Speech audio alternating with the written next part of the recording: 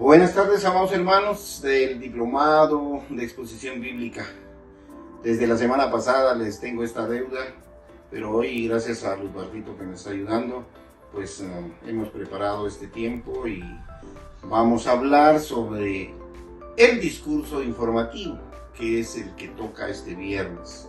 Cada uno el viernes va a dar un discurso de 7 a 10 minutos. Entonces, preparémonos. He dicho que esencialmente lo que queremos en este ejercicio no es tanto el rigor interpretativo bíblico, por lo tanto no es muy aconsejable que trabajemos un tema bíblico, lo cual requeriría investigación, porque es posible que nuestras precomprensiones asumimos que esto es la verdad y la vamos a dar así. No es muy aconsejable. Por lo tanto, es mejor que demos un discurso sobre un tema que tenemos dominio. Es nuestro expertaje por el oficio, por lo que sabemos hacer, sembrar plantas, crecer niños, los maestros, pues algo que tenga que ver con educación, cada uno desde su área de expertaje. Es preferible, ¿por qué? Porque sabiendo y conociendo el tema, entonces ya diseñar el bosquejo con su idea central, con el propósito bien definido y los elementos, puntos mayores, puntos menores, conclusión, ya saben, lo primero que se dice en un discurso es la introducción, pero es lo último que se redacta, para que cuando uno ya está seguro de lo que va a decir, uno se pregunte, ¿cuál es la mejor manera de presentar este tema de una forma atractiva? La introducción se escribe de último, aunque es lo primero que se dice para capturar la atención. Bien, en breves momentos vamos a entrar en materia, a profundizar un poquito en este discurso informativo que se diferencia del exploratorio y del persuasivo en su propósito. Aquí, informar, transmitir conocimiento. No pretendemos ni convencer ni dar opciones para una decisión, eso no se hace. Lo diremos a continuación. En breve, el discurso informativo. Un aspecto importante de la comunicación es informar. Sin embargo, estamos acostumbrados a ver por la televisión, por ejemplo, que cuando un funcionario público informa acerca de sus actividades, los demás se sienten muy motivados, pero a tomar una siesta. No son motivados a escuchar porque no supo presentar su discurso informativo. Un mal uso del discurso informativo hace que esta herramienta tan útil sea desvalorizada. A través del discurso informativo, la gente puede comunicar conocimiento o dar a otros el beneficio de su expertaje, lo cual es de gran valor. Hablemos un poquito del propósito del discurso informativo. Este tipo de discurso tiene como propósito comunicar conocimiento o dar a otros el beneficio de su aprendizaje, de su experiencia en la vida práctica, en la vida profesional, en la vida familiar y en tantas dimensiones de la vida, experiencia.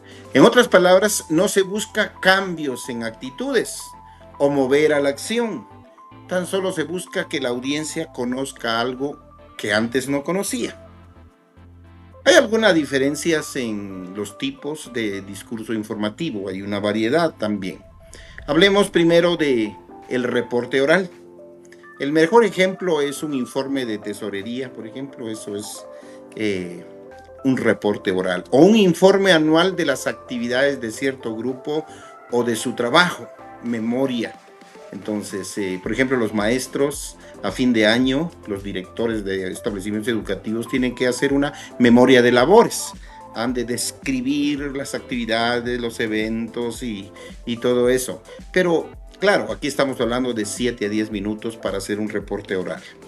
Puede ser también una demostración.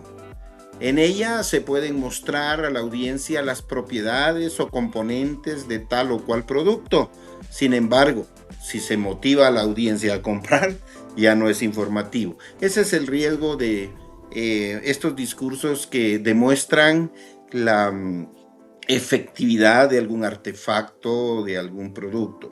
Entonces, que de pronto ya estemos como dando argumentos para que la persona compre.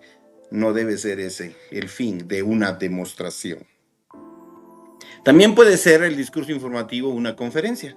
Se habla acerca de un tema con el ánimo de informar a la audiencia sobre el mismo. Por ejemplo, un discurso acerca de la incidencia del cáncer en la matriz en la mujer guatemalteca. Entonces, es un tema de tipo salud, muy propio para un médico, enfermeros, los salubristas que tienen experiencia en ciertas cosas. Una conferencia de tipo de salud también. Bueno, reporte oral, demostración, conferencias son las modalidades que puede tomar un discurso informativo. Ahora veamos un poco las características de este discurso, primer discurso que vamos a trabajar para este viernes. Hablemos un poquito de estas características. Hablemos primero de la claridad. Evite demasiados puntos. No demos demasiados puntos, deben ser breves, pero los más importantes. Por eso cuando uno piensa en un tema, inmediatamente de tener el tema, la idea central, el propósito, podemos escribir hasta 15 cosas que quisiéramos decir de este tema. Pero si lo queremos decir con claridad, con concisión, entonces necesitamos ser selectivos y escoger 2, 3, 4 a lo más puntos mayores de lo que queremos decir en nuestro discurso informativo. Otra cosa importante es la concreción, ser concretos. O sea, no sea demasiado abstracto en sus ideas, debe ser claro y conciso. Bien, debe tener bien claros los datos específicos, por ejemplo, nombres, referencias, lugares, fechas.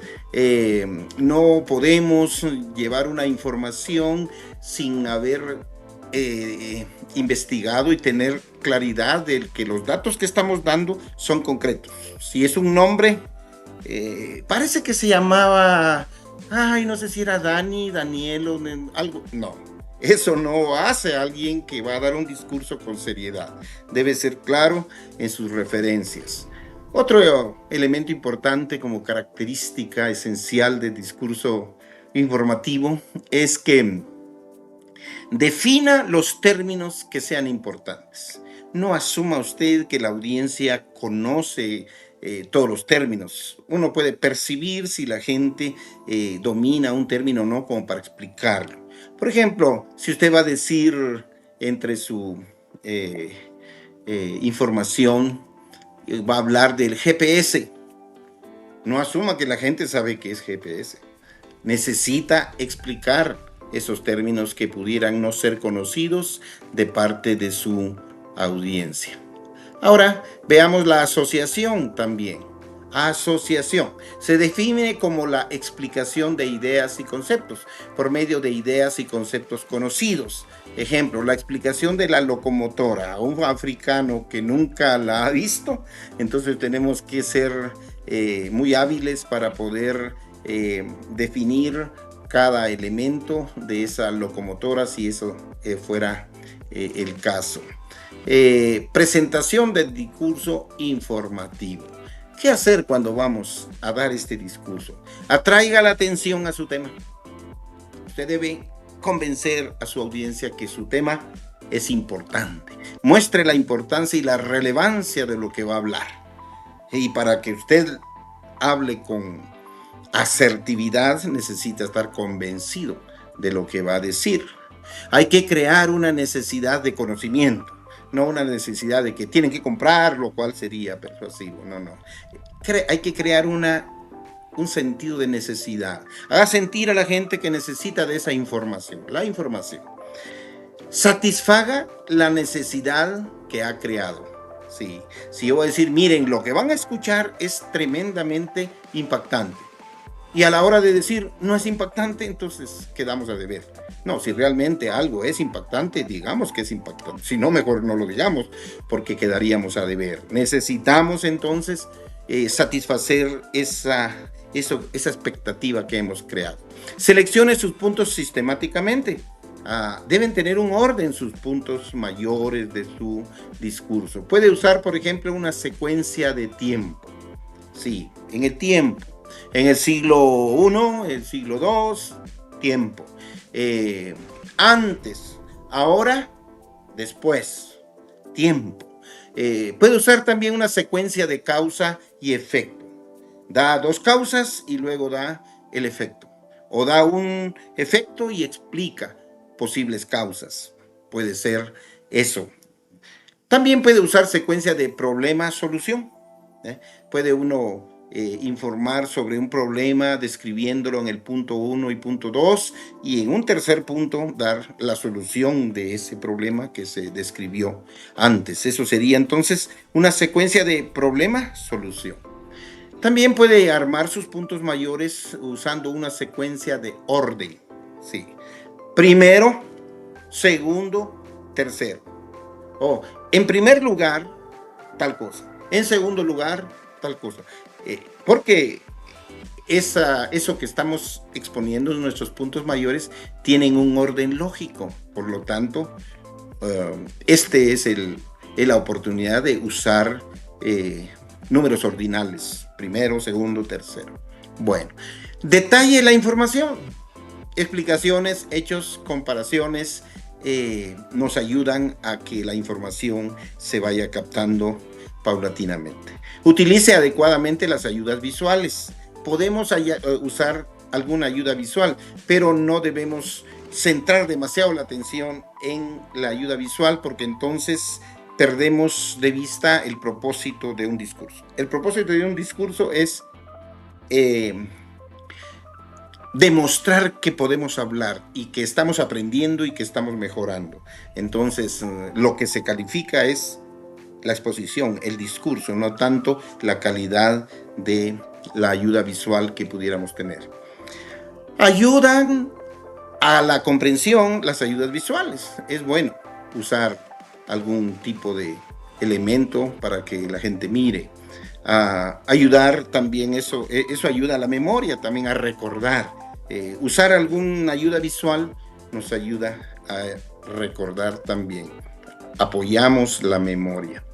La selección de las ayudas visuales evalúe el potencial de cada tipo de ayuda. No traiga algo que realmente no le va a ayudar solo porque miren y distraerlos. No. Una ayuda visual debe realmente cumplir una función. Cierre el discurso resumiendo la información dada a fin de dejar a la gente la sensación de un paquete o de un todo unificado. Por eso la conclusión tiene que sintetizar todo lo que dijimos. En otro espacio vamos a hablar de la metodología. Hay dos tipos de método para exponer. Está el método deductivo y el método inductivo. En el método deductivo, la idea central va primero y la vamos descomponiendo en los puntos mayores. El método inductivo es al revés. Damos los puntos mayores y vamos construyendo la idea central que se da después. Y el mejor ejemplo para un método inductivo y deductivo es el rompecabezas. Si tenemos un rompecabezas armado y empezamos a analizar cada una de sus partes, estamos yendo del todo a las partes. Eso es deductivo. Pero si tenemos aquí las partes y el cuadro y vamos a comenzar a buscar primero las esquinas y después buscando el lugar de cada parte, ese sería un procedimiento inductivo que va de las partes a construir un todo. Este ejemplo que vamos a ver a continuación es el ejemplo de un discurso sobre las características del sonido. Imaginen ustedes, esto es algo de conocimiento, cultura general. Estas son cosas que uno estudia desde la primaria, estudia en los básicos, pero quienes mejor tienen dominio de esto son los músicos, porque los músicos pues manejan los sonidos con los instrumentos, con la voz y todo eso. Entonces, ¿cuál sería el propósito de nuestro discurso? Las características del sonido. Bueno, después de pensar, diremos que lo que queremos hacer es informar a la audiencia acerca de las características del sonido. Y una introducción sería algo como esto. Recientemente pasé 2 semanas en las playas de la bahía de Bangkok. Me fascinó escuchar continuamente el diálogo de las olas al esparcirse relajantes sobre las blancas playas. El sonido me cautivaba. Luego pasé unas cuantas noches en una zona residencial de Los Ángeles, California. Durante toda la noche, un pájaro cantó cerca de mi ventana con una variedad de sonidos que le daban una belleza y majestuosidad a la noche veraniega. Muchos de nosotros nos sentimos atraídos a la playa, pues nos encanta escuchar el sonido que las olas desarrollan en su continuo va y ven. A otros les gusta pasear por el campo para escuchar el sonido de las aves o los murmullos de los árboles en su incesante jugueteo con el viento. Existe todo un mundo de sonidos que son agradables a nuestros oídos, pero ¿qué es lo que hace que un sonido sea agradable o desagradable a nuestros oídos? ¿Por qué nos llama la atención este evento físico sonoro? ¿Qué lo hace agradable o desagradable? Entonces, ¿qué hay en el sonido que estimula nuestros oídos? El hombre ha descubierto 3 características en el sonido que están relacionadas con un estímulo placentero o desagradable para nuestros oídos. Acerquémonos pues y veamos cuáles son estas características.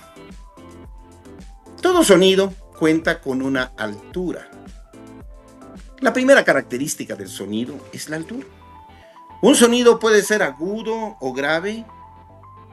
Tanto la agudeza como la gravedad de un sonido tiene un límite en el cual es agradable para el oído humano.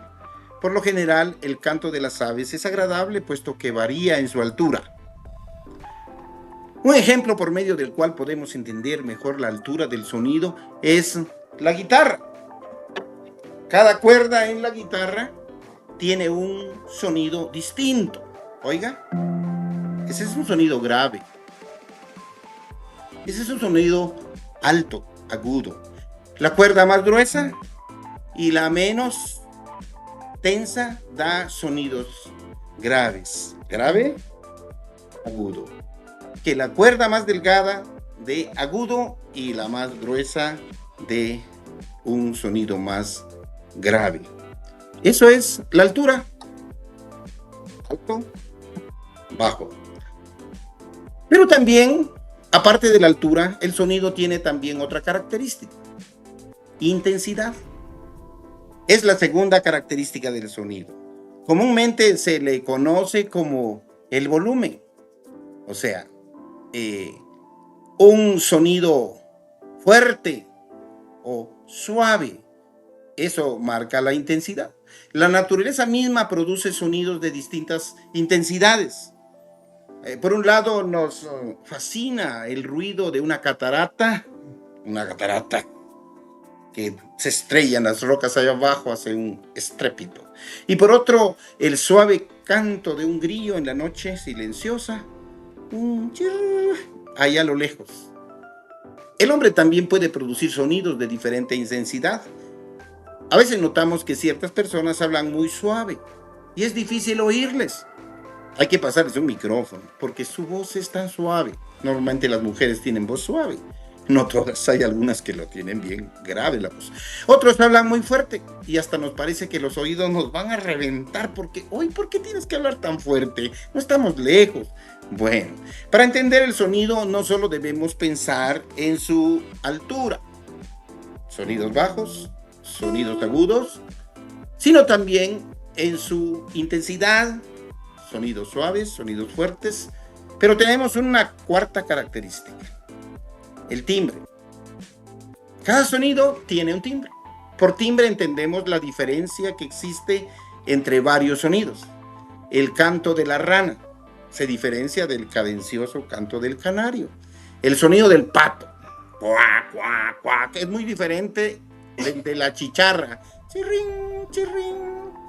Bueno, aquí tengo dos instrumentos, mi voz y la guitarra. Oiga la guitarra y oiga mi voz. ¡Qué maravilla es! ¿Qué nos hace diferenciar? Si usted no estuviera viendo este cuadro que tiene enfrente, ¿qué le haría a usted diferenciar? Ah, ¿y este sonido? El timbre. Tenemos diferente timbre. Entonces, hemos visto cómo los sonidos tienen características especiales. Entonces podemos ver que las características del sonido son las que lo hacen agradable o desagradable a nuestro oído. El sonido tiene tres características en resumen y que podemos diferenciarlos. Su altura, que tiene que ver con agudo o bajo. La intensidad, que tiene que ver con el volumen, fuerte o suave, y el timbre, que es el que nos ayuda a distinguir entre uno y otro elemento que transmite sonido. Estas características contribuyen de una u otra forma para que el sonido nos agrade o nos desagrade. ¿Qué les parece? Este es un ejemplo y en breve se los voy a compartir para que vean su estructura. Mientras fui leyendo, dejé de decir algunas palabras. Por ejemplo, no mencioné que estaba entrando a la introducción. A la hora de dar nuestro discurso no decimos eso. No decimos, aquí va mi introducción. No, usted introduce de la forma más atractiva su tema. Y cuando llega a la conclusión, también no debe decir, bueno, y ahora la idea central. No diga la idea central. Dígala. No la anuncie como idea central. Diga la idea central. Entonces yo no puedo decir, mi idea central esta hora fue las características del sonido son las que lo hacen agradable o desagradable a nuestros oídos.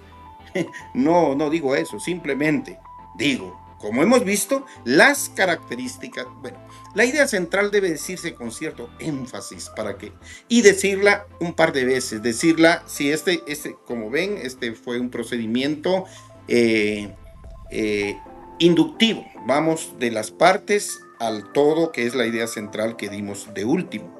Igual en la conclusión, yo no dije, en conclusión, no digamos eso, concluyamos ya con algo que realmente sintetice lo que hemos presentado. La conclusión debe volver a mencionar los puntos mayores y la idea central. Y en la introducción lo ideal es que anunciemos de qué vamos a hablar, hagamos relevante lo que vamos a decir para atraer la atención. Espero que esto les ayude, queridos hermanos, y que este viernes oremos al Señor. No se me echen atrás.